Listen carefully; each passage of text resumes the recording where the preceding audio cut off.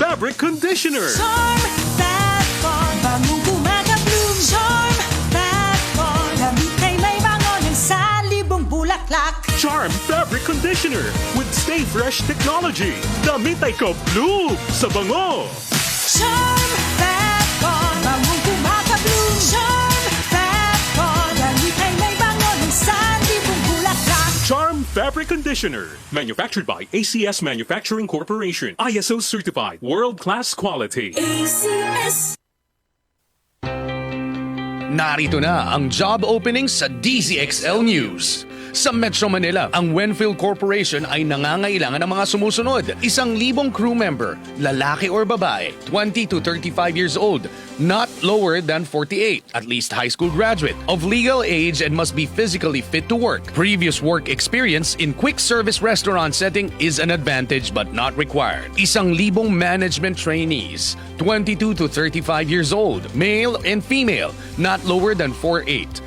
At least college graduate, must be residing within the area of vacancies or nearby areas, of legal age and must be physically fit to work, graduate of any 4-year course, preferably HRM or business management, 20 barista, 20 to 35 years old, male and female, not lower than 4'8", at least high school graduate, must be residing within the area of MacArthur Highway, corner Dau, Access Road, DA Mabalacat, Pampanga or nearby areas, of legal age and must be physically fit to work.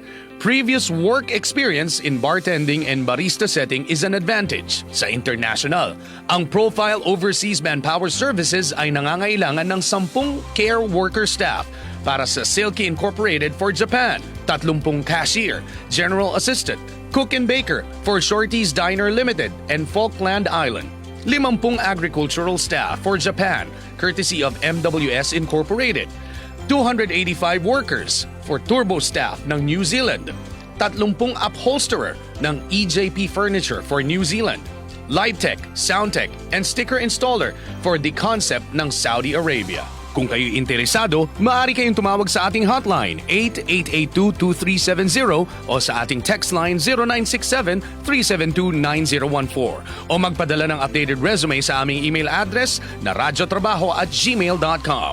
Para sa karagdagang impormasyon at iba pang job openings, maaaring bumisita sa aming website, rmn.ph or Facebook page, DZXL News. Ako po ang inyong Radyoman Ramsey Tirona para sa usapang trabaho at iba pa, at ito ang ating mga job openings. Mula sa number 1, Smart Dishwashing Paste. Tanggaling-galing mo. Smart dishwashing paste ko. Pritong ulam na masebo, plato at kaldero. Tanggaling for everyday. Ganyan pag Smart ang dishwashing paste. May double tanggaling formula. Tanggal galing ang sebo at bakterya. Bahid para walang bahid, linis fantastic sa metal at plastic. Number 1 ko to. Tanggaling-galing mo. Smart dishwashing paste. Heavy duty linis bawat pahid.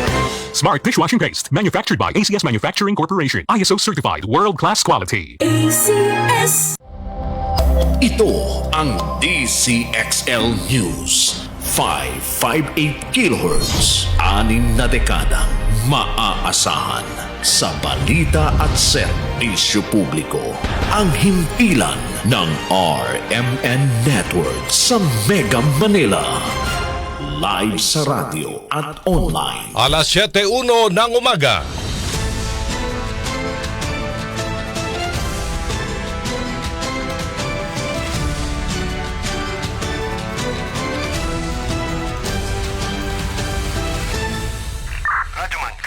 Live pong napapakinggan Radyoman, sa live Luzon, dito. Visayas, Mindanao. Narito na ang mahahalagang kaganapan sa loob at labas ng bansa. Unang-una mong narinig Sabayan na po tayong napapakinggan sa 65 RMN stations nationwide. Nandito tayo ngayon sa Ilagang Signal TV Channel 309 Aris, bigapon kita diri. at sa WRMN New York, USA. Wala pang ibang reporter dito. Napapanood din tayo sa YouTube at Facebook channel ng RMN Worldwide. Mula po sa RMN Broadcast Studios, Atlanta Center, Manila. Narito ang inyong kasamang tagapagbalita. RMN Network News. Magandang umaga, Pilipinas. Ako po si Radyoman Aljo Bendio. Biyernes po ngayon, 19 sa buwan ng Enero taong 2024. At Radyoman Zander Kayabyab. At narito ng ulo, dagbaga baiinit da balita. 7 nasawi sa bagyo ng lupa sa Moncayo, Davao de Oro, bunsod ng walang tigil na pagulan dahil pa rin yan sa shear line na buong probinsya ng Davao del Norte. Isa sa ilalim na sa state of calamity. Buwan ng pensyon ng mga may hirap na senior citizens dinoble. Sigil sa kuryente, nagbabadyang tumaas ng hanggang 7 piso sa Pebrero dahil maniningil na ulit ng feed-in tariff allowance. PCSO umami na edited ang viral na litrato ng nanalo sa loto at nag-claim ng premyo. Pero ahensya nilinaw na para lang ito sa kanyang seguridad. Diarrhea outbreak sa Baguio City natapos na. Pirma para sa People's Initiative na layong amyendahan ng 1987 Constitution, patuloy ang pagdating sa COMELEC offices. At sa ating showbiz balita, Daniel Padilla naghirap na raw kaya ibinebenta ang ilang mga ari-arian. RMN Network News. Detalye ng ating mga balita, uulanin pa rin ang buong Mindanao region, epekto pa rin niya ng shear line. Iyan nagbabala ang DOST Pag-asa sa posibilidad ng pagbaha at pagguho ng lupa sa mga lugar na makakaranas ng katamtaman hanggang sa matinding mga pagulan. Sa Cagayan Valley naman sa Aurora dito sa Metro Manila at nalalabing bagyo na bansa ay uulanin din dahil naman sa hanging amihan. 7 ang napaulat na nasawi sa pagguho ng lupa sa Moncayo, Davao de Oro na bunsod ng ilang araw na mga pag-ulan dahil sa shear line o yung salubungan ng mainit at malamig na hangin. Bukod sa nasawi, isa ang lubhang nasugatan at may 4 pang nawawala. Sa panayam ng RMN Davao, nangyari ang insidente sa barangay Mount Diwata sa Diwalwal matapos na matabunan ng gumuhong lupa ang kanilang bahay. Dahil sa patuloy na pag-ulan at mga naitatala pa ring landslides, pansamantalang inihinto ang search and rescue operations na ipagpapatuloy naman ngayong araw. Sa pilitan ding pinalikas ang mga residente para maiwasan ang karagdagang casualty. Buong probinsya ng Davao del Norte, isa sa ilalim na sa state of calamity dahil sa malawakang pagbaha. Report gikan kang Radyoman Kirby Manzon, RMN Davao. Kirby, may buntag. Hinihintay na lang ang approval ng Sangguniang Panlalawigan upang isailalim sa state of calamity ang buong probinsya ng Davao del Norte ngayong araw, January 19, 2024 dahil sa naitalang malawakang pagbaha. Una nang nagdeklara ng state of calamity ang 4 na local government units o LGU sa Davao del Norte o ang Biiduhali, Carmen, Asuncion at ang Tagum City. Napagalamang umabot na sa 79 na mga barangay ang apektado ng pagbaha o nasa 47,376 na mga pamilya o 244,981 na mga individual. Samantala, nagpapatuloy naman ang isinasagawang search and retrieval operation sa na-missing na 14 years old sa may Carmen, Davao del Norte matapos na naligo sa sapa. Sa kabilang dako, kahapon January 18 sa Davao de Oro, 7 individual na magpamilya ang namatay matapos na natabunan ng lupa ang kanilang bahay sa Mount Diwata, Diwalwal sa Moncayo. Isang tulay naman sa New Bataan ang naputol dahil sa walang tigil na ulan. Sa Davao Oriental, umapaw naman ang ilog at nagkaroon ng street flooding, particular na sa mga national highway. Sinuspindi naman ang lahat ng sea travel sa probinsya at ang pagligo sa mga beach resort.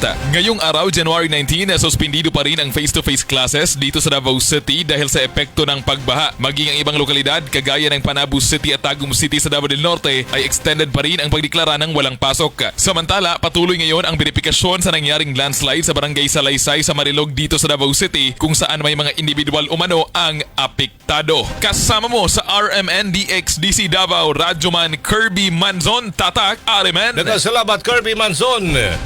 Makikipagpulong ang Department of Agriculture sa Laguna Lake Development Authority o LLDA para sa posibilidad na gawing alternatibong mapagkukunan ng isda sa Metro Manila ang lawa ng Laguna. Ayon kay Agriculture Secretary Francisco Chu Laurel, kailangan kasing i-maximize ang potensyal ng Laguna Lake para makatulong din na maabot ang target na produksyon ng isda. Alinsunod na rin ito sa utos ni Pangulong Ferdinand Marcos Jr. na palakasin ang aquaculture sector para matiyak na matatag ang supply ng isda sa bansa.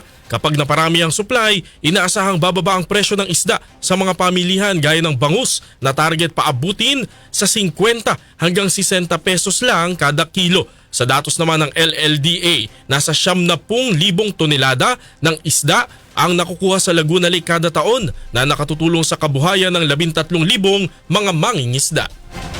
Mga magsasaka ng puting sibuyas sa Bungabon, Nueva Ecija humingi na ng tulong dahil sa bagsak presyo. Report mula kay Rajaman Silvestre Rambolabay. Rabo. RMN Live Report. Nagpasaklolo na ang mga magsasaka ng puting sibuyas sa barangay Tugatog, Malabon, Nueva Ecija. Ito'y dahil na rin sa hindi nabebenta ang kanilang mga sibuyas at bagsak presyo na ang bintahan nito. Ayon kay Jimbo Diocarisa, magsasaka, nasa 24 pesos kada kilo lang ang bentahan ng kanilang puting sibuyas. Paliwanag pa ni Diocarisa, napipilitan pa nilang ibagsak ng husto hanggang 18 pesos hanggang 19 kada kilo dahil nga sa walang bumibili ng sibuyas. Dapat umano ang bintahan ng puting sibuyas ay nasa 35 pesos hanggang 45 pesos, pero ang reject na nilang sibuyas ay nasa 14 na lang kada kilo ang bintahan. Idinagdag pa nito na ang mga ibinebenta nilang sibuyas ay nakasalansang na nga sa gilid ng kalsada sa pag-asang madaanan sila na mga mamimili ang makuha ang kanilang mga inani. Napakaaga kasi ang pag-ani nila ng puting sibuyas dahil nga sa pag-atake ng harabas o yung tinatawag nilang army worm na dapat umano sa Pebrero pa sila aani, pero dahil sa peste ng army worm na sumisira sa kanilang pananim na puting sibuyas. Anya, ang malaking problema pa umano nila ay ang madaming supply na imported na puting sibuyas sa mga palengke, kaya't hindi nabibili ng mga trader ang kanilang mga sibuyas. Kasama mo sa DZXL RMN Manila, Radyoman Silvestre Rambolabay. Tata, RMN. Thank you, Rambolabay. Tataas ang buwan ng pensyon ng mga mahihirap na senior citizen simula ngayong buwan ng Enero. Yan ang sinabi ng Department of Social Welfare and Development kung saan mula sa 500 piso ay dinoble na sa 1,000 piso ang matatanggap nila lolo at lola. Nasa 4 na milyong senior citizens naman ang inaasahang makikinabang sa nasabing programa. Tumaas ang ibibigay na pensyon sa senior citizens matapos na doblehin ang pondo na nasa 50 bilyong piso na ngayon. Samantala, posibleng salubungin naman ng bad news ang buwan ng Pebrero dahil nakaambang tumaas na naman ang singil sa kuryente sa susunod na buwan. Ito'y dahil pinayagan na ulit ng Energy Regulatory Commission na maningil ng feed-in tariff allowance sa lahat ng on-grid electricity consumers. Nauna itong nahinto matapos suspendihin ng ERC dahil ng feed-in tariff allowance na gamitin sa pag-develop at isulong ang renewable energy. Nasa mahigit 7 pesos ang maaaring madagdag sa sigil sa kuryente ng kabahayang kumukonsumo ng 200 kilowatt-hour kada buwan. Ngayong Enero, nagpatupad naman ang Meralco ng taas singil sa kuryente bunsod ng pagtaas ng generation charges. Samantala, NGCP at mga ahensya ng gobyerno kinalampag ng Senado sa panibago na namang blackout sa Western Visayas. Kasama natin mula Senado, Radyoman Conde, Batak. Kinalampag ni Senate Committee on Public Services Chairperson Grace Poe ang mga ahensya ng gobyerno at ang National Grid Corporation of the Philippines o NGCP na agad aksyonan ang nararanasan ngayon na rotational brownout sa Western Visayas. Ito ay para hindi na maulit ang nangyaring 4 na araw na malawakang brownout sa rehiyon matapos ang pagdiriwang ng bagong taon. Sobra ang pagkadismaya ni Poe dahil mayroon na namang power outage sa Western Visayas gayong hindi pa natatapos ang investigasyon ng Senado sa naunang malawakang pagkawala ng supply ng kuryente sa lugar at hindi pa napapanagot ang mga responsable rito. Pinagdo-double time ng senador ang NGCP at mga ahensya sa pagresolba sa problema. Ito man ay may kinalaman sa supply, generation o transmission side upang di na maulit ang mahirap na dinanas doon ng ating mga kababayan. Iginit pa ni Poe na hindi dapat maging normal na bahagi ng buhay ng mga taga-Visayas ang paulit-ulit na lamang na blackout kung saan ang palaging nagdurusa ay mga household para paaralan, negosyo at mga tanggapan ng gobyerno. Kasama mo sa DZXL RMN Manila, Radyoman Conde Batak, Tatak, RMN. Maraming salamat, Conde Batak. Alas 7:12 ng umaga, abinado ang PCSO, Philippine Charity Sweepstakes Office na dinoktor o edited ang viral litrato ng nanalo sa Lotto 642 at nag-claim ng premyo. Sa pagdinig ng Senate Committee on Ways and Means, kinwestiyon ng mga senador ang mga opisyal ng PCSO dahil sa edited na litrato na nagdudulot ng pagdududa sa publiko kung may nananalo talaga. Dito na sinabi ni PCSO General Manager Mel Robles na sinadya nilang i-edit ang larawan ng Lotto winner para sa kanyang seguridad at kaligtasan. Depensa ni Robles, kapag mukha lang ang tinatakpan ay mahahalata naman ito minsan sa damit. Kubigin naman nagtawad si Robles dahil sa hindi maayos na pagkaka-edit na naging tampulan pa ng memes ngayon sa social media. Edited daw ito. Yes, Your Honor. Edited. Bakit kailangan i-edit? We have to protect the identity of the winner. Meron po nagreklamo sa amin one time, we covered the face, yung damit naman po ay nakilala. So, nagreklamo siya, sana naman daw po, wag ipakita naman po yung damit.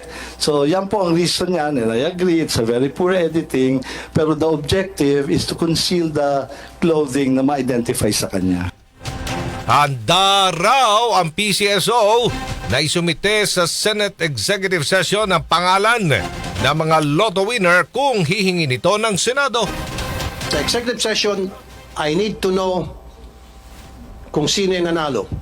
Kasi nga po, merong mga balita na karating sa amin na katropa nyo na po yung nanalo. Kailangan ko yung pangalan, identity nung nanalo. Especially sa Iloto pala siya nanalo. Kasi meron pong balita, 30 million na po ang ininvest ng tropa ninyo para manalo doon sa 690 million na yan. Kung kinakailan mag-hire ako ng private detective para masiguro na hindi connected sa tropa ninyo itong nanalo. Dinig po yan ni Senador Raffy Tulfo. Samantala, natapos na ang diarrhea outbreak sa Baguio City. Ayon kay Dr. Donabel Panes, ang head ng City Epidemiology Surveillance Unit, bumaba na sa 300 ang kaso ng diarrhea sa lungsod sa nakalipas na isang linggo. Dahil dito, idineklara ni Baguio City Mayor Benjamin Magalong na tapos na ang diarrhea outbreak at ang mga nararanasan sa lungsod ngayon ay yung mga pangkaraniwan o usual cases na lang. Hinahinala naman na ang mga tubig mula sa mga delivery services ang sanhi ng outbreak. Lahat kasi ng tubig na sinusupply ng Water District ay ligtas inumin base sa ginawang mga pagsusuri. Kaugnay nito, gumagawa na raw ng paraan ng pamahalang lungsod para mas maging istrikto at mahigpit na nasusunod ang health standards at sanitation ng mga water delivery services. Samantala, consolidation ng tourism services sa bansa iniutos ni Pangulong Marcos Jr. sa mga ahensya ng pamahalaan. Detalye mula kay Radyoman Chanel Salazar. Chanel. Inatasan ni Pangulong Ferdinand Marcos Jr. ang mga tanggapan ng pamahalaan na pagsamasamahin o gawing iisa ang tourism services ng Pilipinas. Sa pulong sa Malacanang kasama ang tourism sector ng Private Sector Advisory Council, binigyang diin ng Pangulo na sa pamamagitan ng Consolidated Tourism Services ay magiging mas competitive ang bansa sa global tourism market. Sa Pilipinas, anya kasi ay kailangan pang ayusin ng mga turista ang kanilang sariling hotel, tour guide, driver at iba pa. Ayon kay Pangulong Marcos, malaking bagay kung madali para sa mga turista ang pag-book ng kanilang hotel accommodation tuwing bibisita sa bansa. Bukod dito ay inatasan din ng Pangulo ang Department of Tourism na tignan ang sports development para mapaunlad ang turismo. Kasama mo sa DZXL RMN Manila, Radyoman Chanel Salazar, Tatak RMN. Maraming salamat, Chanel Salazar. Bilang ng Consolidated PUV sa Ilocos Region, nasa mahigit 75% na. Kasama natin sa Balita Radyoman Bad Sagtalaw ng IFM Dagupan. Nasa 75.56% na ang kabuang bilang ng mga jeepney operators sa consolidated sa Calacang, Ilocos Region. Ito mismo ang lumalabas sa datos ng Land Transportation Franchising and Regulatory Board kung saan ayon kay Attorney Mark Anthony Spinilla, representante ng LTFRB Region 1, 4,609 na mula sa 6,100 na mga operators ang sumunod sa deadline ng LTFRB tungkol sa PUB Modernization Program. Dagdag pa nito na hindi kabilang sa buwang bilang nito ang mga humabol pa nitong deadline ng December 30 at 31 nung nakalipas na taon. Sa kabilang banda, tinignan anya nila ang mga posibleng dahilan kung bakit hindi nakapag-consolidate ang ibang mga drivers at operators. Hindi nagkakasunduan yung mga drivers at operators sa mga polisiya ng ibang kooperatiba dahil sa taas di umano ng membership fee at pagkontrol di umano sa kikitain ng mga drivers.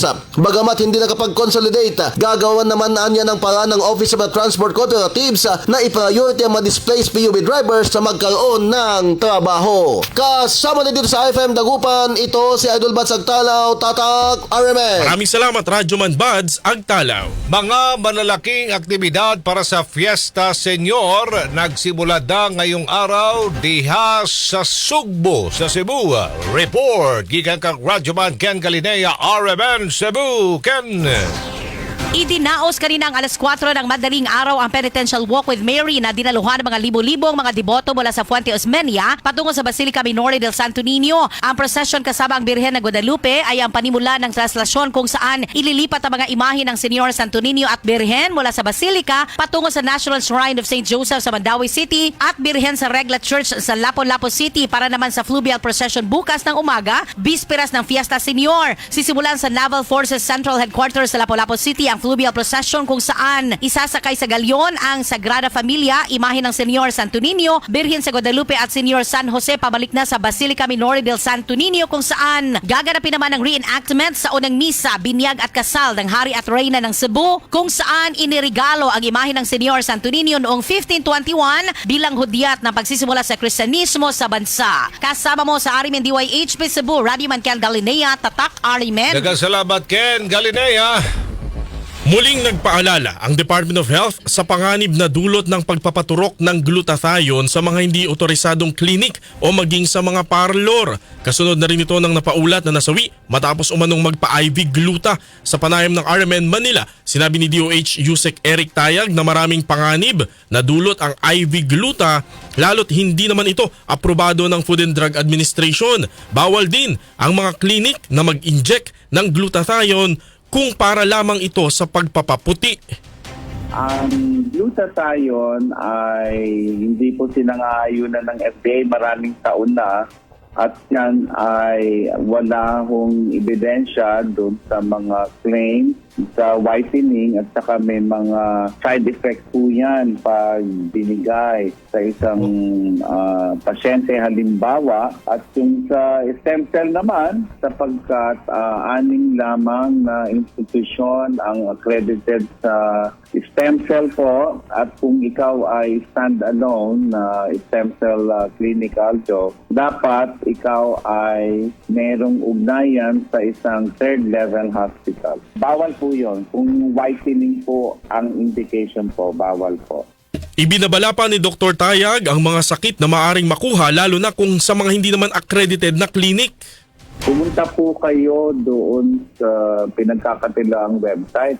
Matatakot po kayo sa maaring mangyari po sa inyo sapagkat isa na dyan, pag marumi yung karayom na ginamit o nandiyan ng hepatitis C, nandiyan ng HIV, nandiyan ng hepatitis B, o maraming maaari kayong makuha. Tapos yung iba naman ay baka pwede kayong magkaroon ng severe allergic reaction. So, Stevens-Johnson syndrome. Ilang minuto lang talagang hindi ka naaabot sa ospital. Yan po si DOH Yusek Eric Tayag. Alas 7:21 ng umaga, patuloy naman ang pagdinig o pagdating sa tanggapan ng COMELEC Commission on Elections ng mga pirma para sa People's Initiative na layong amyendahan ang 1987 Constitution.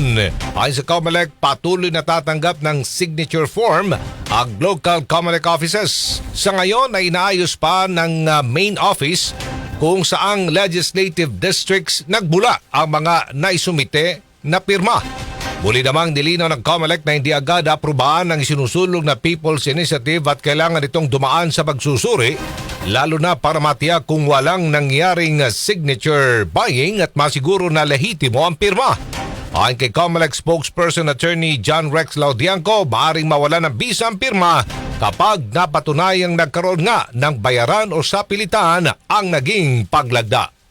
Kaya nga po, yun yung importansya na kami unay nagbibilang. Pangalawa ay i-verify po namin. Kasi nga po kung may mga kasong ganyan na pupunta at manunumpa sa COMELEC, hindi ko talaga pirma yan. Naloko ako dyan, hindi ko naintindihan. At gusto kong bawiin yung pirma ko, mababawas po ang mga pirmang yan.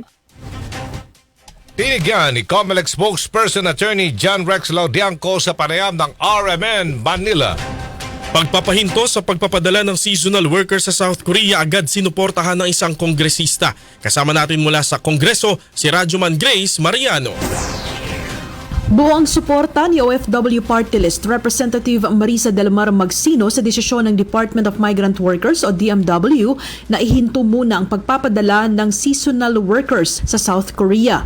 Naniniwala si Magsino na ang nabanggit na hakbang ay magbibigay ng pagkakataon sa DMW, sa Department of Foreign Affairs at Department of Interior and Local Government para magtulungan sa paglalatag ng mas malakas na mekanismo. Sabi ni Magsino, layunin nito na mabantayang mabuti ang sitwasyon ng mga OFWs upang matiyak ang kanilang kapakanan at ang maayos at makatarungang kondisyon sa kanilang trabaho. Una rito ay isinulong ni Magsino na imbestigahan ng Kamara ang recruitment at deployment ng seasonal workers sa naturang bansa sa ilalim ng LGU to LGU agreement. Ito ay makaraang idulog sa kanya ng mga OFW sa South Korea ang mga paglabag at hindi magandang dinaranas nila sa ilalim ng naturang programa. Kasama mo sa DZXL RMN Manila, Radyoman Grace Mariano, Tatak Arimen. Maraming salamat Radyoman Grace Mariano.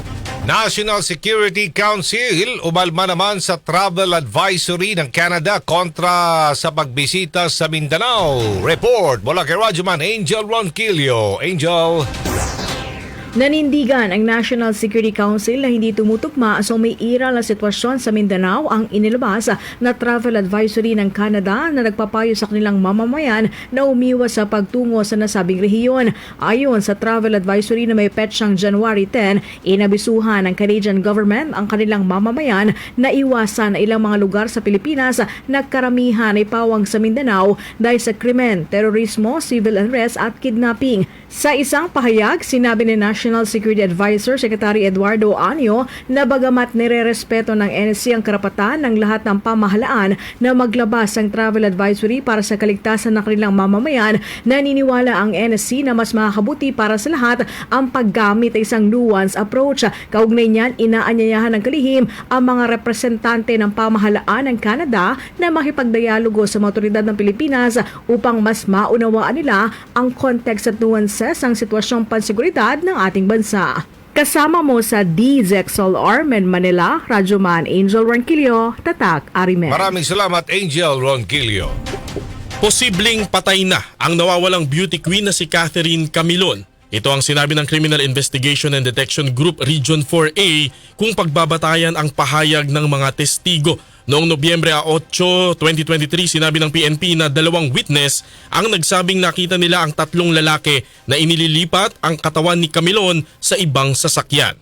Samantala, sinibak na sa serbisyo ang pulis na isa sa mga pangunahing sospek sa pagkawala ng beauty queen. Ito ay sa gitna na rin ng pag-usad ng kasong administratibo laban kay Major Alan De Castro dahil sa pakikipagrelasyon kay Camilon. Hiwalay naman ito sa ginagawang investigasyon pa ng CIDG kay De Castro kaugnay sa pagkawala ng biktima. Si Camilon ay contestant ng Miss Grand Philippines 2023 na napaulat na nawala noon pang Oktubre 12, 2023. Samantala, magsasaka arestado naman matapos makuhanan ng baril sa kanyang bahay sa Aroroy, Masbate. Report mula kay Radyoman Ram Season, RMN Masbate.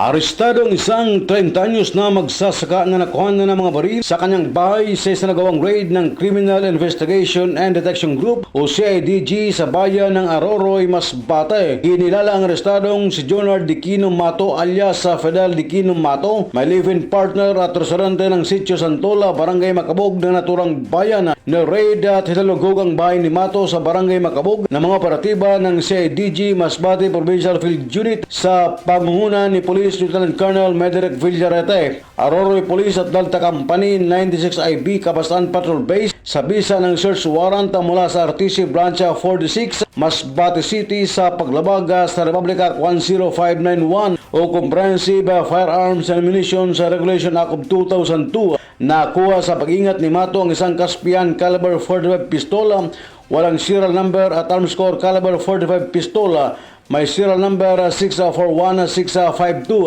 dalawang steel magazine at 13 bala. Isinailalim naman sa kustodya ng CIDG ang arestadong si Mato na sinampahan ng kasong paglabag sa Republic Act 10591. Kasama niyo sa Aramen Masbate, Radyoman Ram Season, Tatak Aramen. Thank you, Ram Season.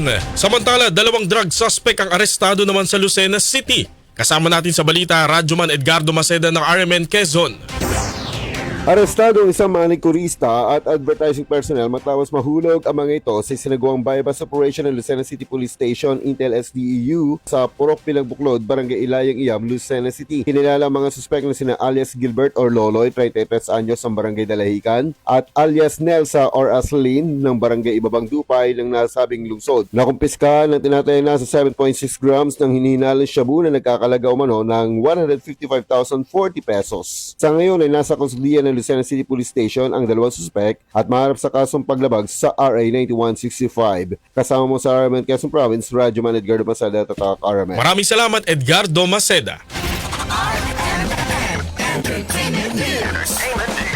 Si Daniel Padilla daw, mga kasama, naghihirap na raw kaya ibinebenta na ang ilang mga properties. Totoo ba yan? Diyosa yan? Good morning! Naghihirap na ba ang aktor na si Daniel Padilla? Ito na lamang ang naging usap-usapan ng mga netizens matapos malaman na for sale ngayon ang family home nila ng kanyang ina na si Carla Estrada sa Quezon City.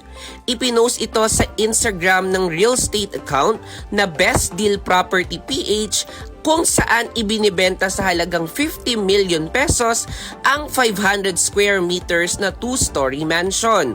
Noong December 5, 2023, naitampok sa nasabing page ang bahay ng aktor pero ipinromote ulit ito kamakailan sa kanilang Instagram stories. Kaya nasabi pa ng mga netizens na naghihirap umano ang aktor dahil una nang ibinenta ang kanyang sports car na nabili ng isang taga Pampanga sa halagang 6.5 million pesos. Nitong Nobyembre 2023, kinumpirma ng aktor at ng kanyang longtime girlfriend na si Catherine Bernardo ang kanilang hiwalayan. At kamakailan lang ay inunfollow na rin ni Kat ang aktor sa Instagram. At yan ang entertainment news na nag-iisang Diyosa sa balat ng radyo. Happy weekend mga kasama.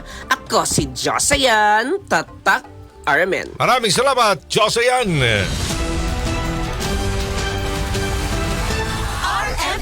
Network News. At sumayin niyo po mga nangunguna mga balita. Ito po si Radyoman Aljo Bendijo. Radyoman Zander Kayabyab.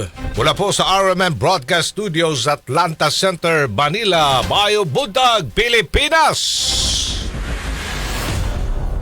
Inyo pong natunghayan ang RMN Network News. Malaki ang tumutok para huwag mahuli sa maiinit na mga balita at impormasyon. Reaching millions nationwide and worldwide for more than 70 years. Tatak RMN. Alas 7:30 ng umaga.